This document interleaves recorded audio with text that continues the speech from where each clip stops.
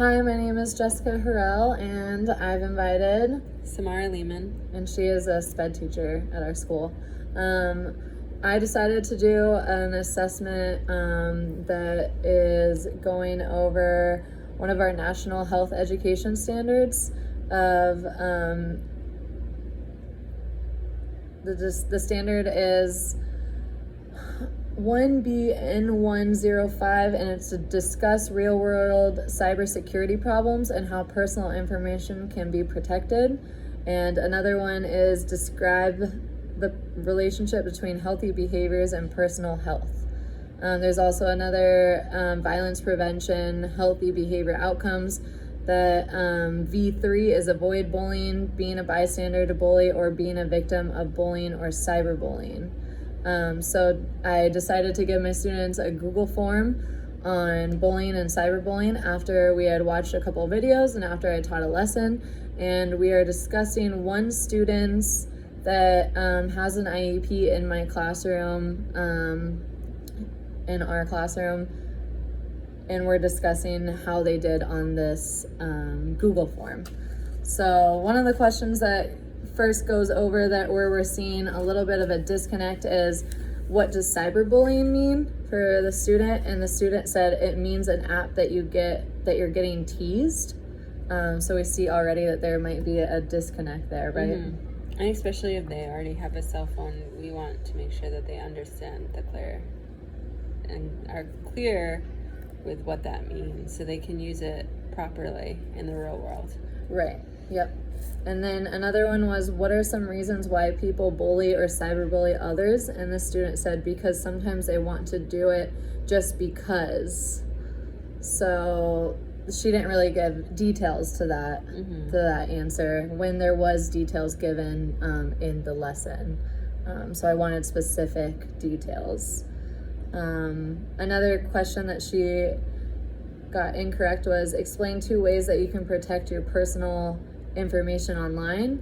And she said you can change your password, don't have your birthday on it, which is correct, but that's only one way that she gave, so we're missing the second way. And then there's 2 more questions. What are some negative and positive ways technology can influence your personal health? And she said to do everything right and don't do cyberbullying. So I think she does understand a little bit of maybe what cyberbullying means. She might have a hard time verbalizing it, and because she has to type it, that might be difficult for her. Okay. Or reading each of the parts. So either maybe having it read to her might be helpful, depending on her reading level, or possibly having her give the response orally. Oh, okay. Giving the response orally. That makes sense. She could definitely do that.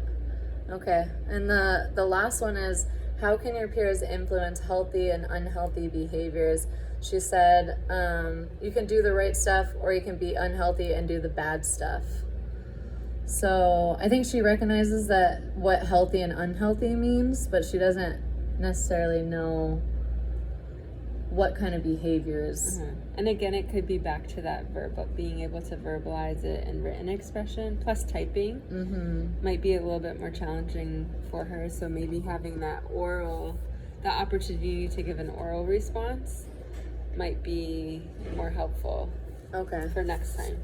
Okay. Or in future. And then we are looking a little bit of her IEPs with her supports, and it says that she might have done better with small group instructor or visual supports. So what do you think for this kind of lesson plan that we can make for a visual support? Maybe breaking down like healthy choices and unhealthy choices for like into pictures. Maybe having her peers act it out, like having them act it out so that they can see and feel what that's like. Okay. Yeah, that sounds good. That's good constructive feedback. And then, so what do you think 2 alternative ways of demonstrating this objective would be? You said act it out, so could she just, like, instead of doing this online, act it out with me? of what maybe a cyberbully would be, or Yes, she could possibly act it out, or maybe even have her draw a picture okay, of what that would look like. right, Because maybe typing it on the computer is a different skill set. It might be difficult for her to actually express what she's thinking. Also, she may like being able to type everything she needs to type out okay, would be difficult. okay. Could be challenging. All right, that sounds good. I could definitely work with her with that. And what kind of, so we talked a little bit about the accommodations. I think there's definitely a little bit of a language barrier in here. And I did show a video in this lesson as well, so she did see that visual and audio aspect. But what else do you think would maybe help her understand? I think the word influence, she doesn't understand maybe that word. I'm not sure. What do you think? I think sometimes maybe checking in with the questions and making sure, like, so when you have a test like this, maybe even just taking this test right now and going over that question, like clarifying, do you understand what the influence means? Because she, may or may, if you think that that might be a concern that she's not clear on what influence means, and maybe changing the verbiage, like how can your friends have you make healthy or unhealthy choices? Okay. And that might be more clear for her to understand. Right. So maybe repeating it in a different way. Okay. Would you maybe give her this test again, but with that different verbiage that you used, like different vocabulary, and just see how she did? Like, would that be a recommendation?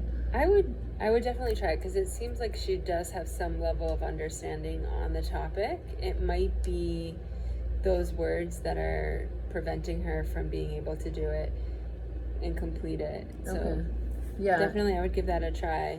And you also said that maybe writing it down on paper and letting her draw pictures as visuals. Yeah. And giving her the visuals of the vocab words as well. Okay, so all of those accommodations. Definitely. And if they're not in her IEP right now, these are things that I would keep track of for data. So when it comes around to her next IEP, that would be something that you'd want to bring up as something that those are the supports that she may need or benefit from. Okay. All right. Well, thank you so much for being here and talking about our student today. Thank you. Okay. Bye. Bye. Thank you.